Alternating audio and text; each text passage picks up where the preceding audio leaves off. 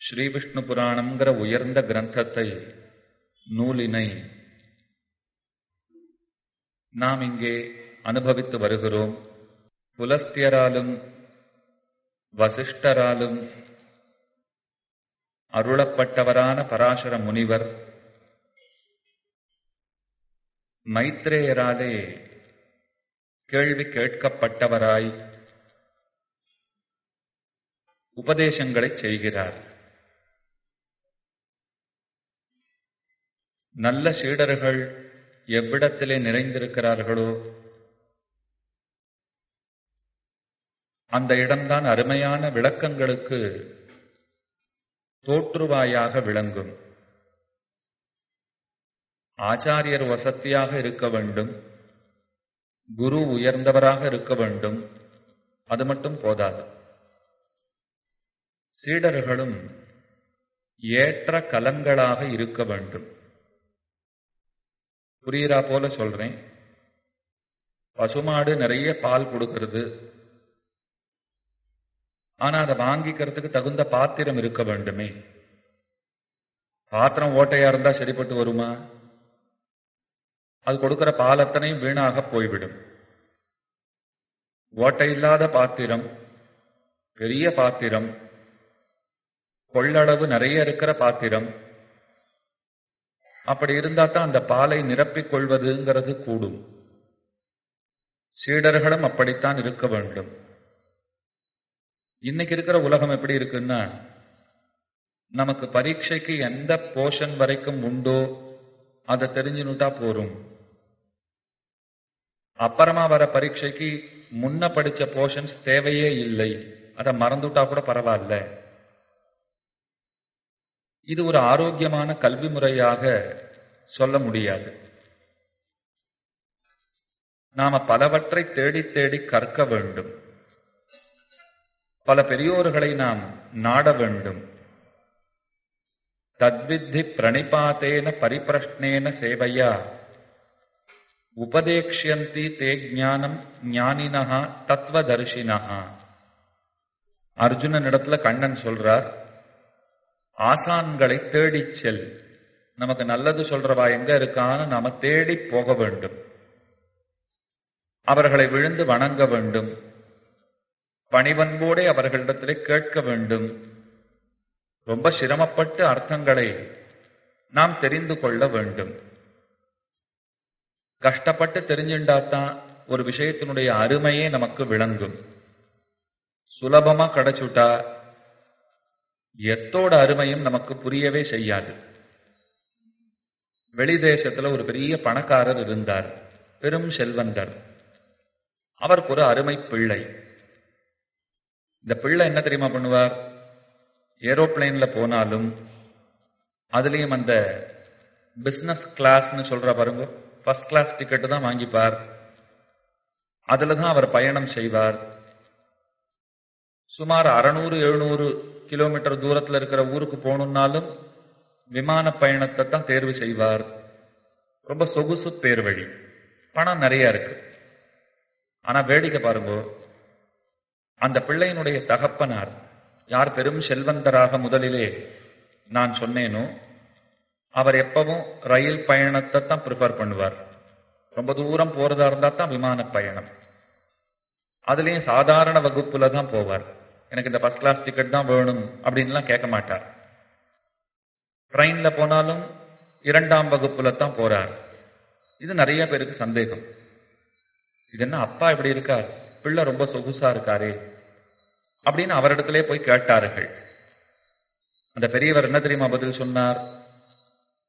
என் பிள்ளை எப்பொழுதும் முதல் வகுப்பு பயணத்தை தான் பண்றார், ஆவுன்னா விமானத்துல தான் பறக்கிறார், சொகுசா இருக்கார்.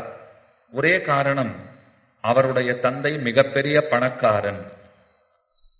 நான் பெருசா அதெல்லாம் ஆசைப்படுறதில்லை, சொகுசா இருக்கிறது இல்லை. எது கிடைக்கிறதோ அதை நான் ஏத்துக்கிறேன், மனசார ஏத்துக்கிறேன். எனக்கு பெருசா டிமாண்ட்ஸ் கிடையாது. அதுக்கு காரணம் எங்க அப்பா ஒரு சாதாரண ஏழை. உங்களுக்கு இது விஷயம் புரியணும். எங்க அப்பா ஏழையா இருக்கிறதுனால எனக்கு பணத்தோட அருமை தெரியும். என் பிள்ளைக்கு அவங்க அப்பாவை அவன் முதல்ல இருந்தே பணக்காரனா தான் பார்த்திருக்கான். ஆரம்பத்துல இருந்தே. அதனால அவனுக்கு பணத்தோட அருமை தெரியல. குறை சொல்லல அவர், ஆனா தெரிந்திருக்க வேண்டும். நம்ம கஷ்டப்பட்டு எதையும் கற்றால்தான் அந்த விஷயம் நமக்கு துணை புரியும், உதவி புரியும், நம்ம வாழ்க்கையை மேம்படுத்துவதற்கு உதவும். அதனால மைத்ரேயர் பாருங்க, பராசரரை தேடி வரார். சமயமறிந்து கேட்கைங்கிறது ரொம்ப முக்கியம். குரு கிட்ட போகணும், அன்போட குருவை கேட்கணுங்கிறதுக்காக நான் தூங்குற ஆசிரியரை எழுப்பி ராத்திரி 12 மணிக்கு சந்தேகம் கேட்க முடியுமா? நீங்க தானே சார் சொன்னீங்கோ, சந்தேகம் கேளுங்க சார், ஆசையா கேளுங்கோ, அவர் பதில் சொல்லுவார். இதெல்லாம் அந்த நாள்லயே சொல்லி வச்சுட்டா. இது ஏதோ நீங்கள் பார்த்து பழகின ஒரு திரைப்படத்துல வர காட்சியை நான் சொன்னேன்னு நினைச்சுக்காதீங்க. இத பழைய நாள்லயே சொல்லி வச்சிருக்கா. என்னன்னுட்டு சமயமறிந்து கேளுன்னா. ஏன்னா பின்னாடி வர நாமெல்லாம் எப்படி இருப்போம்னு அவர்களுக்கு முன்னமையே தெரிந்திருந்தது. குரு கிட்ட போய் ஆசையா கேளுன்னா, இன்னைக்கு ராத்திரி இருக்கு 12:30 மணிக்கு நான் அவர் வீட்டுக்கு போய் கதவை தட்டுறேன் அப்படின்னுட்டு அது நியாயமா இருக்குமா? அதனால சமயம் தெரிஞ்சுக்கோ, எப்ப கேட்கணும்னு புரிந்து கொண்டு கேளு. அதத்தான் பிரஷ்ன கால பிரதீட்சைங்கிறார். வேதாந்த தேசிகன் ஆச்சரியமா சொல்றார். ஒரு பெரிய அறிஞர், 750 ஆண்டுகளுக்கு முன்பு வாழ்ந்தவர். அவர் சொல்றார், பிரஷ்ன காலத்தை தெரிஞ்சுக்கோ, எப்ப கேட்கணுங்கிறத புரிஞ்சுண்டு கேளு அப்படின்னு சொல்றார். ஏன்னா குரு நல்ல மூட்ல இருக்கணுங்கிறது ரொம்ப முக்கியம். மைத்ரேயர் பாருங்க, கார்த்தால வேலையை தேர்ந்தெடுத்தார். இப்ப இங்க கூட நான் இப்ப உபன்யாசத்தை கதை சொல்றத ஆரம்பிக்கிறதுக்கு முன்னாடி என்ன அழகான பறவையினுடைய நாதம் கேட்டது பாருங்க. ஒரு கீச் கீச் கீச்சுங்கிற குரல் கேட்கறது. அதை கேட்கறச்சு அத்தனை ரம்யமா இருக்கு. இந்த ஒலியை நீங்க மாலையில கேட்க முடியாது. காலையில கேட்கக்கூடிய சில ஒலிகள் மாலையிலே கேட்காது. மாலையிலே பறவைகளாலே எழுப்பப்படக்கூடிய சில ஒலிகள் அது காலையிலே கேட்காது. அதனாலதான் நம்முடைய ஆசிரியர்கள், அதாவது அரிய பெரிய அறிஞர்கள், அவன் என்ன தெரியுமா சொல்றா, இந்த ஆத்மா அது உருப்படுறதுக்கான நேரத்தை நீ உபயோகப்படுத்திக்கோ அப்படின்னு நமக்கு சொல்றதுக்காகவே இந்த பறவைகள் கூக்குரல் இடுகின்றனவாம். இது ரொம்ப ஆச்சரியமான வார்த்தை. இது பறவை ஏன் காலையிலே கத்துகிறது அப்படின்னு நான் கேட்டேன். இன்னமும் உருப்படாத தூங்கிட்டு இருக்கியே, நீ எழுந்துருன்னு சொல்றதுக்கு தான் கத்துறதான். இது எவ்வளவு அழகா இருக்கு பாருங்க. ஆத்மாவனுடைய நன்மைக்கு நீ முயற்சி செய்ய வேண்டாமா? நீ இன்னும் படுத்துட்டு இருக்கலாமா? உன்னை விட நாங்கள் தாழ்ந்தவர்கள். பறவை இனம்னு எடுத்துண்டா மனித இனத்துக்கு இருக்கிற சக்தி, சாமர்த்தியங்கள், ஆற்றல்கள் பறவை இனத்துக்கு கிடையாது. அந்த பறவை நம்மளை பார்த்து சொல்றதான், நானே எழுந்துட்டேன், நீ இன்னமும் தூங்கிட்டு இருக்கலாமா அப்படின்னு நம்மளை எழுப்புறதுக்கு தான் குரலே கொடுக்கறதாம். அதனால ஆத்மாவிற்கு நன்மையை போதிக்கிற பறவையின் நாதம் அல்லது இந்த ஆத்மாவிற்கு மற்றொரு தஞ்சம் இல்லைங்கிறார். அதை கேட்டாலே நாம சந்தோஷப்படணுமா? அது என்ன சொல்றதுன்னா, எனக்கு சொல்ல வரல, நானே கிருஷ்ணாங்கிறத கீச்சு கீச்சுன்னு சொல்றேன். உனக்கு தான் கிருஷ்ணான்னு சொல்ல வருமே, சொல்லக்கூடாதா? ஹரின்னு சொல்ல வருமே, சொல்லக்கூடாதா? கேசவான்னு சொல்ல வருமே, சொல்லக்கூடாதா? சொல்லு அப்படின்னு நமக்கு சொல்லி தருதாம். அப்ப அதை கேட்கறச்சே மனசு நமக்கு ஒரு மாதிரி ஒரு சந்தோஷமான ஒரு நிலையை அடைகிறது. அப்ப காலை வேளைங்கிறது நாம ஃப்ரெஷ்ஷா இருக்கும் அப்படின்னு நம்புவோம். எப்பவுமே ஒரே மாதிரி தான் இருப்பா சில பேர். இப்ப கார்த்தால வேளையில எப்படி இருப்போம்னா, நல்லா தூங்கி எழுந்தாச்சு, காலைக்கடன்களை முடிச்சாச்சு, ஃப்ரெஷ்ஷா இருக்கும் அப்படிங்கிற ஒரு அந்த நிலைமை இருக்கு பாருங்க. அப்ப எதை சொன்னாலும் சிக்கென பிடித்து கொள்ளும் நேரம் அது. உடனே நாம் அதை பிடிச்சு விடுவோம். அதனாலதான் மைத்ரேயர் கால வேளையில போறார், பராசரரை அணுகுகிறார், முதல்ல விழுந்து வணங்குகிறார். எப்படி விழுந்து வணங்கினார்? சாஷ்டாங்கமாக ஒரு கோல் விழுமா போலே ஒரு தண்டத்தை கையில் நின்னும் நழுவச் செய்தால் அது எப்படி கீழே விழுமோ அதை போல குருவினுடைய திருவடி இணைகளிலே பாதார விந்தங்களிலே விழுந்தார். கேள்வி கேட்டார். அதுக்கு மேல ரொம்ப ஆச்சரியமா பதில் சொல்ல ஆரம்பிக்கிறார். ஒன்னு தெரிஞ்சுக்கோங்க, ஒரு கேள்வி கேட்கப்பட்டால் சில சமயங்களிலே குரு என்ன தெரியுமா சொல்லுவார்? அந்த கேள்விக்கு ஆயிரக்கணக்கான விடைகளை தருவர். சில சமயத்துல என்ன தெரியுமா நடக்கும்? நீங்க 1000 கேள்வி கேட்டிருப்பீங்க, ஒரு பதில சொல்லிட்டு எழுந்து போயிட்டே இருப்பார். நாம தான் யோசிக்கணும், இதை எதுக்காக சொன்னார், இதை எப்படி அப்ளை பண்ணி பாக்குறது, இதுக்கு அர்த்தம் என்ன அப்படின்னு நம்ம அறிவுக்கு நம்ம கொஞ்சம் வேலை கொடுக்க வேண்டும். இப்ப உங்களுக்கு பாருங்க, எல்லாத்தையும் உங்களுடைய ஆசிரியர்கள் சொல்லி தருகிறார்கள். தமிழுக்குன்னு ஒரு ஆசிரியர் வந்து உங்களுக்கு பாடத்தை எடுத்துட்டு போயிடுறார். கணக்குவாதியார் வரார், அவர் சொல்லி கொடுத்துட்டு போறார். கணக்கு உங்களுக்கு புரிஞ்சு போச்சு. இப்ப சொல்லி கொடுத்தவரையே நான் பார்த்துட்டு, சுவாமி இதே மாதிரி தேர்வு எழுதுறச்சே கூட நீங்களே வந்து பக்கத்துல உட்காந்துட்டா, இப்ப சொல்லி கொடுத்தா மாதிரி அப்பவும் சொல்லி கொடுத்தா நான் கடகடான்னு எழுதிட்டு போயிட்டே இருப்பேன் அப்படின்னு நம்ம யாராவது சொல்ல முடியுமா? சொல்லி கொடுக்கறது அவர் வகுப்பறையில நிறைய சொல்லி கொடுக்கிறார். பரீட்சையானால் தேர்வு அறைன்னு வந்துடுத்துன்னா அங்க உங்க திறமைகளை நீங்கள் தான் காட்டியாக வேண்டும். அங்க போய் இல்ல எங்க கணக்கு வாத்தியார் ரொம்ப நல்லா சொல்லி தருவார், அவர் கொஞ்சம் என் பக்கத்துல உட்காத்தி வச்சுக்கிறேனே, உட்காத்தி வச்சுட்டா இந்த ஃபார்முலா எப்படின்னு சொல்லி கொடுத்துருவார், இதுல எப்படி மேல மேல மேல இந்த கணக்கை போட்டு போய் விடை எப்படி கண்டுபிடிக்கிறதுங்கிறத அவரே சொல்லி கொடுத்துருவார், அதுக்கு அவரே எழுதிட்டு போலாமே, நாம என்னத்துக்கு எழுதணும்? அப்ப சொல்லி கொடுத்திருக்கார், நம்ம அறிவை நாம மேல உபயோகப்படுத்த வேண்டும். இதை புரிஞ்சுக்கிறதுக்கு ஒரு விஷயம் சொல்றேன். பிரஜாபதியின் ஒருத்தரிடத்திலே இந்திரனும் விரோச்சனனும் அறிவை பெறுவதற்காக சென்றார்கள். 2 பேர் போனார். ஒருத்தருக்கு இந்திரன் பேரு, மற்றொருத்தனுக்கு விரோச்சனன் பேரு. இந்திரன்கிறவர் தேவர்களுடைய தலைவர், அவர் தானே நம்ம தேவர்களுடைய தலைவர், தேவராஜன் அப்படின்னு சொல்லுகிறோம். விரோச்சனன்கிறவர் அசுரர்களுடைய தலைவர். நல்லா கேட்டுக்கோங்க. 2 பேரும் பிரஜாபதிங்கிறவர்கிட்ட போயிருக்கா. அவருக்கு ரொம்ப சந்தோஷம். ஓஹோ என்கிட்ட வந்தீரா, சந்தோஷம். என்ன தெரிஞ்சுக்கணும்? இல்லை அறிவை பெறுவதற்காக வந்தோம் அப்படின்னு சொன்னான். அவர் உடனே என்ன தெரியுமா பண்ணிட்டார்? ஒரு பாத்திரத்துல நல்ல சுத்தமான நீரை நிரப்பினார், தண்ணீர் நிரப்பினார். நம்ம மூஞ்சி பார்த்தா மூஞ்சி தெரியும், அந்த மாதிரி பாத்திரம் அது. அதுல நீரை நிரப்பிட்டார். 2 பேரையும் கூட்டார், அதை எட்டி பாருங்கோன்னார். இந்திரனும் எட்டி பார்த்தான். அவன் எப்படி இருக்கானோ அது அதுல தெரிஞ்சது. பிரதிபிம்பம்ங்கிற மூலியம் கண்ணாடி அதைத்தானே பண்றது, ரிஃப்ளெக்ட் பண்றது. நம்ம போய் நின்றோம்னா நம்ம மூஞ்சியை காண்பிச்சு விடுறது, நம்ம எப்படி இருக்கோமோ அப்படியே காண்பிச்சு விடுறது. அத போல அந்த தண்ணீர், நிர்மலமான அந்த நீர் இவருடைய முகத்தை காண்பிச்சது. அதே போல விரோச்சனனும் பார்த்தான். 2 பேரும் பார்த்த பிற்பாடு அதுதான் நீ அப்படின்னு விட்டார் அவர். இப்ப அறிவை பெறுவதற்காக 2 பேர் பிரஜாபதியின் இடத்திலே வந்தார்கள். 2 பேரும் பாத்திரத்துல இருக்கிற நீர்ல தங்களை கண்டார்கள், அதுதான் நீன்னு விட்டார். இந்த விரோச்சனன் என்ன தெரியுமா நினைச்சுட்டான்? நான் அறிவை வாங்கிக்கிறதுக்காக வந்தேன், பிரஜாபதி எனக்கு ஒரு வேலை கொடுத்தார், என்னை ஒரு நீர் நிறைந்த பாத்திரத்திலே பார்த்து கொள்ள சொன்னார், பார்த்து கொண்டேன், அதுதான் நீன்னு எனக்கு சொல்லிட்டார். அப்படின்னா இந்த உடம்பு தான் ஆத்மா அப்படின்னு அவன் முடிவுக்கு வந்துட்டான். இந்திரனும் பார்த்துட்டு போனான், அதுதான் நீ. அவன் யோசிச்சுட்டே இருந்தான், அதுதான் நீன்னு சொல்லியிருக்காரு, இந்த உடம்பு தான் நான் எடுத்துக்கிறதா? வேண்டாமே. இந்த உடம்பு தான் நான், அதை தெரிஞ்சுக்கிறதுக்கு நான் இங்க வந்திருக்கவே வேண்டாமே. என் வீட்லயே கண்ணாடி இருக்கு, கண்ணாடி பார்த்தா நான் தெரிய போறேன், நித்தியப்படி பார்த்துட்டு தான் இருக்கேன். நிறைய பேர் பாருங்க, கண்ணாடிக்கு முன்பாகத்தான் ரொம்ப நேரத்தை செலவழிக்கிறவாளா இருப்பா. போச்சே வரைச்சே ஒரு கண்ணாடி தேவை, ஒரு ஆடை உடுத்துட்டோம்னா கண்ணாடி தேவை, பவுடர் பூசிட்டோம்னா கண்ணாடி தேவை, தலைவாரிக்கிறதுனா கண்ணாடி தேவை, எல்லாத்துக்குமே வச்சுட்டு இருப்பாள் இல்லையோ. அதிக நேரத்தை கண்ணாடியில செலவழிக்கிறது ரொம்ப நல்லதுங்கிறா. பல பேர் இதெல்லாம் ஆராய்ச்சி பண்றதுக்குன்னு சில பேர் உட்காந்துருப்பா, எல்லாத்தையுமே ஆராய்ச்சி பண்ணிட்டு இருப்பா. நகத்தை வெட்டினா நல்லதா, வெட்டாத இருந்தா நல்லதா, வெட்டினா எங்க போடுறது, இங்க வைக்கிறதா, தூக்கி போடுறதா, இதெல்லாம் விசாரம் பண்ணிட்டு இருப்பா. அது தேவையான ஒரு கணக்கா தேவையில்லாத கணக்கான்னு தெரியாது. ஆனா சில பேர் சொல்றா கண்ணாடியை அடிக்கடி பாருங்கோங்கிறா, பார்த்து சிரிச்சுக்கோங்கன்னா.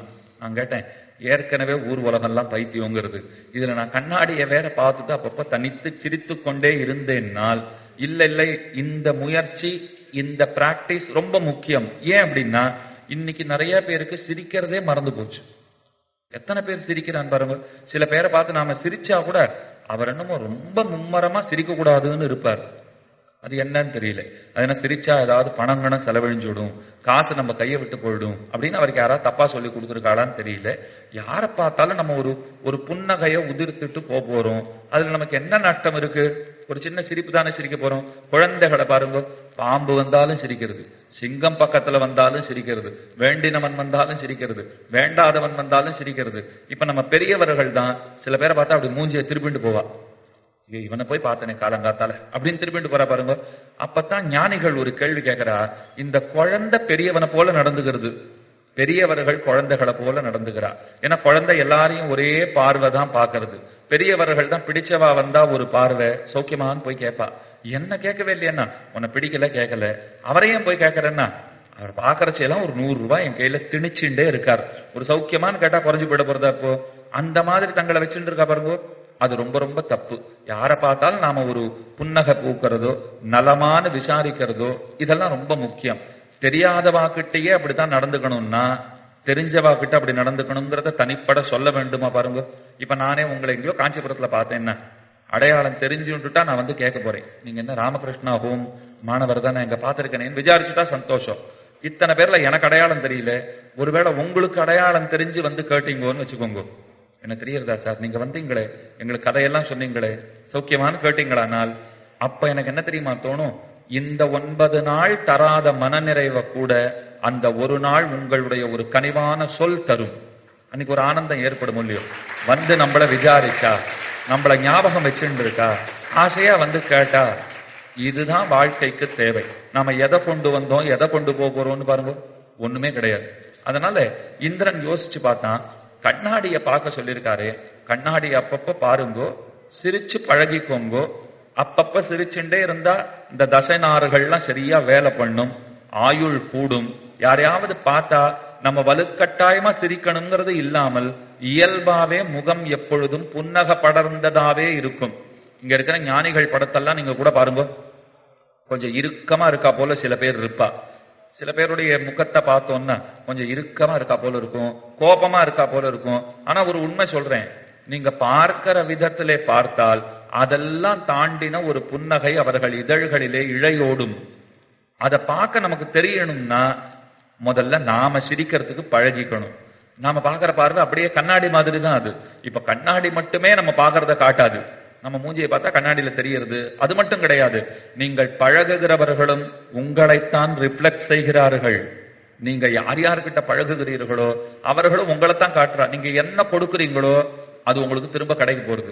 அப்போ ஒரு படத்தை பாக்குறச்சே நீங்கள் புன்னகையோட பாத்துட்டீங்கன்னு வச்சுக்கோங்க, அவர்களும் நம்மளை பார்த்து சிரிக்கிறா போலத்தான் இருக்கும். நாம ஏதோ வேண்டா வெறுப்பா கோபமா ஒரு முறைப்பான பார்வையோட வெறப்பா பார்த்தோம்னா அவர்களும் அப்படி பாக்குறா போலத்தான் இருக்கும். அப்பத்தான் இந்திரன் யோசிச்சு பாக்குறான், நானே எல்லாம் நான் தான் ஆன்மா அப்படின்னு சொன்னால், இந்த உடம்பு தான் சொன்னா நான் வந்து கேட்டிருக்கவே வேண்டாமே. அப்ப இதை தாண்டின ஏதோ ஒன்று இருக்கிறது. என்ன கேட்டுக்கோங்க, 2 பேருக்கும் குரு பிரஜாபதி ஒரே வார்த்தை தான் சொல்லி அனுப்பிச்சிருக்கார், அவர் பதில் சொல்லிட்டார். ஆனா அதுக்கு மேல ஒரு ஆராய்ச்சி அங்க தேவைப்படுறது. இது சரியா இது தவறா, அவர் எந்த அர்த்தத்திலே சொல்லி இருக்கிறார், அது ரொம்ப முக்கியம். அப்படி யோசிச்சு பார்த்து ஒரு முடிவுக்கு வருதுன்றது உண்டோ இல்லையோ, அந்த வேலையை மைத்ரேயருக்கு பராசரர் நிறைய கொடுக்கிறார். ஒரு பதில சொல்லுவார், அதுக்கு மேல யோசித்துக் கொள்வதற்கு அவகாசம் கொடுக்கிறார். இந்த புராணத்துக்கு ஒரு தனிப்பட்ட சிறப்பு ஒண்ணு இருக்கு. என்னன்னு சொல்றேன், பெரும்பாலும் பல புராணங்கள் ஒருத்தர் கேள்வி கேட்டு அதுக்கு பதில் சொல்றதா தான் வந்திருக்கு. ராமாயணத்திலே முதல்ல கேள்வி கேட்டது யார் தெரியுமா, வால்மீகி நாரதரை பார்த்து கேள்வி கேட்கிறார். நாரதர் ஒற்றை வரியிலே பதில் சொல்லுகிறார். அதுக்கு மேலதான் ராமாயணமே பிறந்தது. அதே போல பகவத்கீதை எடுத்துக்கோங்க, தர்மக்ஷேத்ரே குருக்ஷேத்ரே சமவேதாயுத்சவ மாமகா பாண்டவா சைவ கிமகுருவத சஞ்சய. இந்த கேள்வி கேட்டது யாரு, திருதராஷ்டிரன் கேட்டான், துரியோதனனுடைய தந்தை. அவன் கேட்கிறான் சஞ்சயனை பார்த்து, தர்மக்ஷேத்ரே குருக்ஷேத்ரே, நிறைய பேர் அதை குருக்ஷேத்திரம் குருக்ஷேத்திரம்னு சொல்ல வேண்டும். குருவம்சத்தை சேர்ந்தவர்களுடைய பகுதி. குருவம்சத்தை சேர்ந்ததுனால தான் கௌரவர்கள்னு பேரு. பாண்டவர்களும் குருவம்சத்தை சேர்ந்தவர்கள் தான். ஆனா 5 பேரா இருந்ததுனால பஞ்ச பாண்டவர்கள் அப்படின்னு பேர் வச்சுட்டா. 2 பேருக்கும் வித்தியாசம் தெரியணும் இல்லையோ. துரியோதனாதியர்களுக்கும் பாண்டவர்களுக்கும் வேறுபாடு தெரிவதற்காக அவர்களை கௌரவர்கள் என்னும், பாண்டுவனுடைய புத்திரர்கள் பாண்டவர்கள் அப்படின்னும் இவர்கள் அறியப்படுகிறார்கள். திருதராஷ்டிரன் கேட்கிறான், தர்மக்ஷேத்ரே குருக்ஷேத்ரே. அவனுக்கு ஆசை, இந்த பாண்டவர்கள் எல்லாம் எங்களுக்கு ராஜ்யமே வேண்டாம், துரியோதனனே வச்சுக்கிட்டோம், ஏதோ தெரியாதனமா சண்டை போடுறதுக்குன்னு நாங்க இங்க வந்துட்டோம், தப்பு பண்ணிட்டோம், நாங்க போயிட்டு வரோம்னு சொல்றாளா. ஆசை எப்படி இருக்கு பாருங்க. ஒரு தமப்பன் தன்னுடைய தம்பி பிள்ளைகளை வெறுக்கிறான், தன் குழந்தைகளுக்கு ராஜ்யம் அப்படியே இருக்கணும்னு ஆசைப்படுறான். உடனே சஞ்சயன் யோசிச்சு பார்த்தான், அப்படி கூட தோணுமா, சண்டை போடுறதுக்குன்னு யுத்த பூமிக்கு வந்துட்டு, ரணபூமிக்கு வந்துட்டு, போர்க்களத்துக்கு வந்துட்டு, இல்ல இல்ல எங்களுக்கு ராஜ்யம் வேண்டாம், அரசு வேண்டாம், அவளே வச்சுக்கிட்டும். டாஸ் எல்லாம் போட்டாச்சு, இந்தியா பாகிஸ்தான் மேட்ச். இப்ப யார் பேட்டிங் யார் பவுலிங் இதைத்தான் சொல்லணும். அந்த சமயத்துல வந்துட்டு பார்த்தா பாவமா இருக்கு, அவங்களே ஜெயிச்சுதான் இருக்கட்டுமே, நாங்க வரல, நாங்க போயிட்டு வரோம்னா எத்தனை பேர் நம்ம எதிரி கூச்சிருவோம். டிவி முன்னாடி உட்கார்ந்து இருக்கிற நாமெல்லாம் பைத்தியக்காரர்களா, ஸ்பான்சர் பண்ற வாழ்லாம் பைத்தியக்காராளா? இப்ப இப்படி வச்சுக்கோங்க, என்னையே கூட்டிருக்கா இங்க, நான் இங்க வந்தேன், வந்துட்டு உங்களுக்கு தான் எல்லாம் தெரியுமே, நான் வேற என்னத்துக்கு உங்க நேரத்தை இப்ப வீணடிக்கணும்? தெரிஞ்ச வாளுக்கு தெரிஞ்சதையே சொல்லி என்ன பண்றது? நான் போயிட்டு வரேன் அப்படின்னு 7:31 கிளம்பினேன்னு வச்சுக்கோங்க. தப்பான ஆளை இந்த தடவை கூட்டுட்டோம் போல் இருக்கு. போன வாட்டி வந்த வாழலாம் எவ்வளவு சொன்னான், 7:30 வந்தாரு தெரியுமா, எல்லாம் தெரியும்னு அவர் போயிட்டே இருக்காரு. இந்த மாதிரி எல்லாம் நடந்துடும். வேடிக்கையா ஒரு கதை கூட உண்டு. ஒருத்தர் ஒரு இடத்துல பேசுறதுக்குன்னு கூட்டிருந்தா, பல பேர் உட்கார்ந்து இருந்தா, அவர் கேட்டார், நான் இன்னைக்கு என்ன பேச போறேன்னு உங்களுக்கு எல்லாம் தெரியுமான்னார். இனிமே தானே பேச போறீர், பேசினாலே புரியுமாங்கிறது சந்தேகம். இதுல பேசுறதுக்கு முன்னாடி தெரியுமான்னு கேட்டா என்ன பண்றது? தெரியாதுன்னா. தெரியாத வாளுக்கு எவ்வளவு சொன்னாலும் தெரியாது. நான் போயிட்டு வரேன்னுட்டு போயிட்டார். 3 நாள் அவருக்கு நிகழ்ச்சி. அடுத்த நாள் வந்தார். நான் என்ன பேச போறேன் தெரியுமான்னார். அத்தனை பேரும் சேர்ந்து தெரியுமேன்னா. தெரிஞ்ச வாளுக்கு எதுக்கு திரும்பி சொல்லணும்? நாளைக்கு வரேன் போயிட்டு வரேன்னார். திரும்ப அடுத்த நாள் வந்தார். என்ன பேச போறேன் தெரியுமான்னார். இந்த பக்கம் உட்கார்ந்து இருக்கிறவா மொத்த பேரும் தெரியும்னா, இந்த பக்கம் உட்கார்ந்து இருக்கிறவா தெரியாதுன்னா. இவர் என்ன தெரியுமா சொன்னார்? தெரிஞ்சவா தெரியாதவாளுக்கு சொல்லுங்கோ, நான் போயிட்டு வரேன்னார். இந்த மாதிரி சமாளிச்சா அது சரியா வருமா? நமக்கு கொடுக்கப்பட்டிருக்கிற பணி என்னமோ அதை சிறப்பாக செய்வதற்கு நாம் முயற்சி செய்ய வேண்டும். யுத்த பூமிக்கு போயாச்சுன்னா சண்டை போட்டு தான் ஆகணும். ஆனா அவன் கேட்கிறான், தர்மக்ஷேத்ரே குருக்ஷேத்ரே சமவேதா யுத்சவா மாமகா எம் பிள்ளைங்கிற பாருங்க. பசங்களை சொல்றச்சே, என்னுடைய பிள்ளைகளும் பாண்டவர்களும் என்ன செய்தார்கள்? யுத்த பூமிக்கு போய் என்ன பண்ணான்னு கேட்கலாமா? பரீட்சை ஹாலுக்கு போயாச்சு, நீங்க என்ன பண்ணீங்கோ? டான்ஸ் ஆடினீங்களான்னா. சுவாமி, டான்ஸ் ஆடுறதுக்கா பரீட்சை ஹாலுக்கு வந்திருக்கோம்? பரீட்சை எழுதுறதுக்கு வந்திருக்கோம். ஸ்கூலுக்கு போய் என்ன பண்ணீங்கோ? படிச்சோம். இது என்ன கேள்வி? அப்ப யுத்த பூமிக்கு போய் என்ன செய்தார்கள்? சஞ்சயன் பார்த்தான். ஏன் இப்படி கேட்கிறான்னா, அப்ப திருதராஷ்டிரன் சொல்றானா, இல்ல பாண்டவர்கள் ரொம்ப நல்லவர்களாச்சே, அந்த க்ஷேத்திரமும் ரொம்ப நல்ல க்ஷேத்திரம். சில இடங்களுக்கு போனா தீயவர்கள் கூட நல்லவாழ ஆயிடுவா. தீயவர்களே நல்லவாழ ஆயிடுற இடம்னா நல்லவர்கள் இன்னும் நல்லவாழ ஆயிடுவா. அப்ப அங்க போன உடனே பாண்டவர்கள், எங்களுக்கு இந்த அரசு எல்லாம் வேண்டாம், ராஜ்யம் எல்லாம் வேண்டாம், துரியோதனனே வச்சுக்கிட்டோம் அப்படின்னு சொல்லிட்டாளா அப்படின்னு கேள்வி கேட்கிறான். அந்த கேள்வியில ஆரம்பிச்சுதான் மேல பகவத்கீதையே பிறந்தது. சஞ்சயன் முதல்ல பதில் சொல்றான். அங்க நடக்கிறத நான் பார்த்து சொல்றேன்னு சொல்றான். அப்ப கண்ணனும் அர்ஜுனனும் பேசுறத கீதையாக நமக்கு தரப்பட்டது. அப்ப பாருங்க, ஒரு கேள்வியிலிருந்து பிறந்திருக்கிறது. அத போலத்தான் விஷ்ணு புராணமும் கேள்வியிலிருந்து பிறந்திருக்கிறது. பாகவதம்னு எடுத்துண்டா பரீட்சித்து நிறைய கேள்விகளை கேட்கிறார். சுகர் பதில் சொல்றார்.